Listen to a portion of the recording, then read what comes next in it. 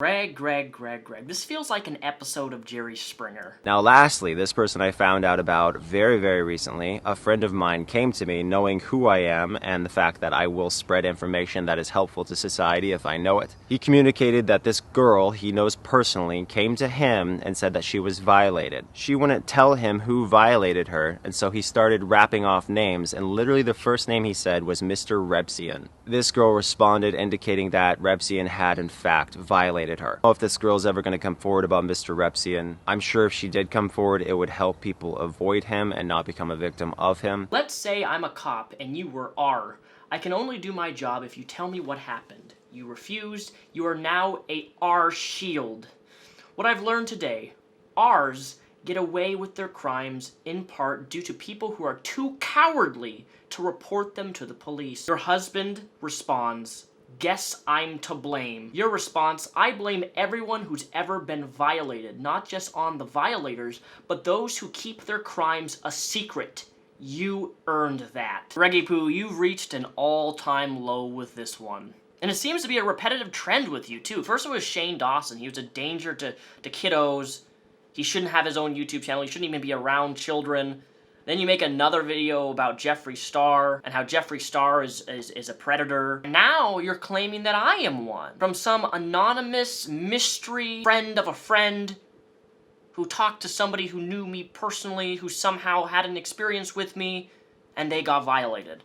And my response to that, and this is no defense because there's no defense to be made, is that I encourage whoever that person is to go to the police, file a police report, something charged on me.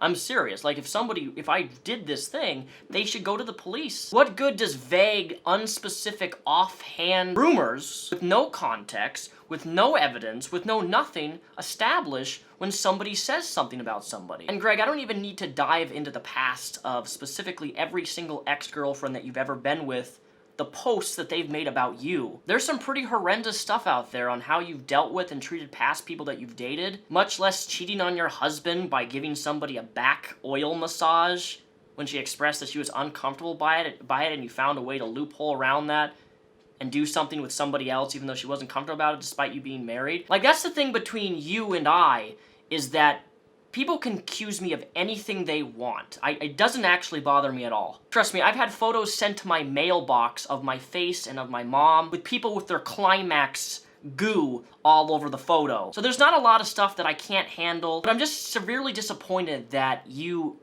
run with something with no evidence, with no context of anything, just because somebody said it, it must be true.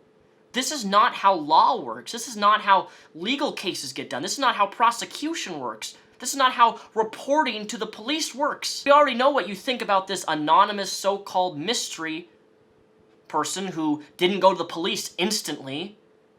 They're a coward, apparently, to you. It blows my mind how far you are willing to go when you get pushed into a corner and that you will say anything regardless of there's any factual proof behind anything. You go with whatever you think is right, even if it is wrong. Do you really think people are going to accept your fake apology to Shane after all the things that you said about him publicly and the allegations that you threw at him? I'm not sure how many people have been keeping up with the whole Slazo controversy, but that is just one giant example at how allegations, especially false allegations about somebody, can be really, really severe and damaging to one's livelihood. Not that that's happening here, because it's not. And it actually doesn't bother me at all that I'm surprised. At the same time, what do you expect from some sort of backpedaling Jerry Springer wannabe who only gets views when he's exploiting somebody out of recovery? If you've seen my last video, you know exactly what I'm referencing. And it's of no surprise that in my last video, I talked about consent specifically on how Greg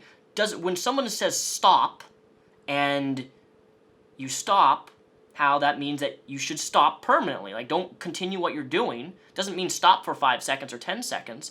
And I implied that Onision doesn't understand what consent is, and because he doesn't understand what consent is, it's extremely dangerous that his children are growing up with somebody who has such a skewed view of what consent actually means and what consent is. 2 days after that, he accuses me of violating someone. At this rate, you're really trying to win the whole how low can you go game. And not only is it humorous, but it's really sad that you have to resort to things like this in order to feel better about yourself. And you know, despite all my videos about you, Greg, I have never once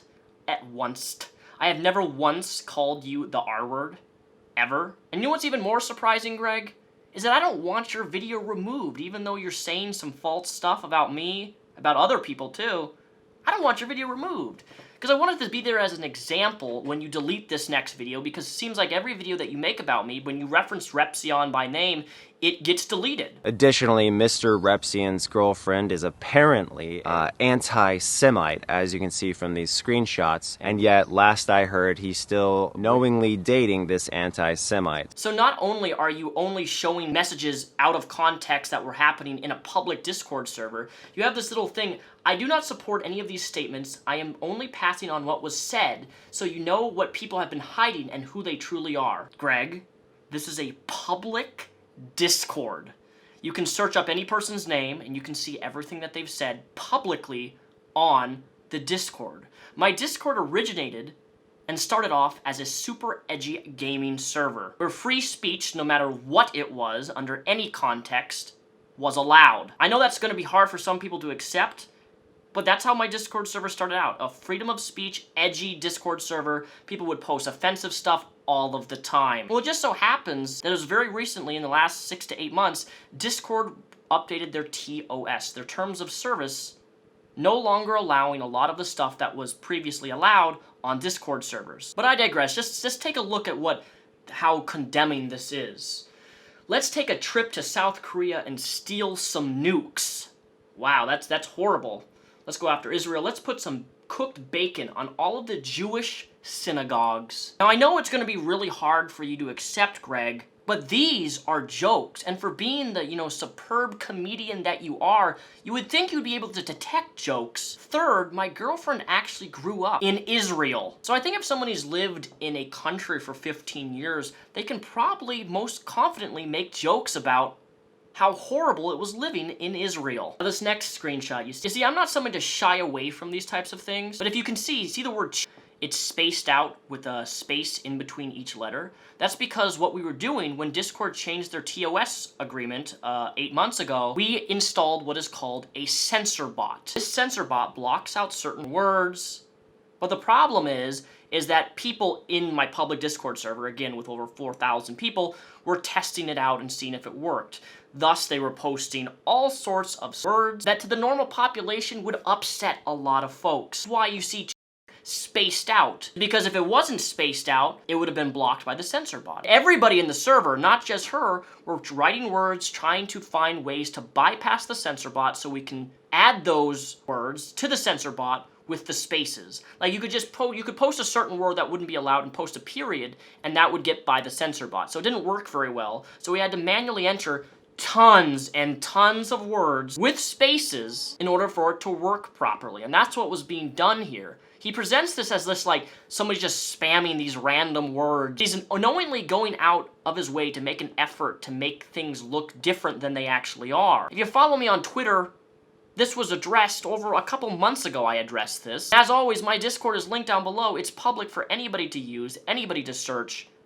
But he has this little text bar, I am only passing on what was said to you, so you know what people have been hiding. Like, that's his manipulation tactic. He acts like people are I'm trying to hide something, like our Discord's private and nobody can get on there. It's a secret thing where we just sit and post bad words or something.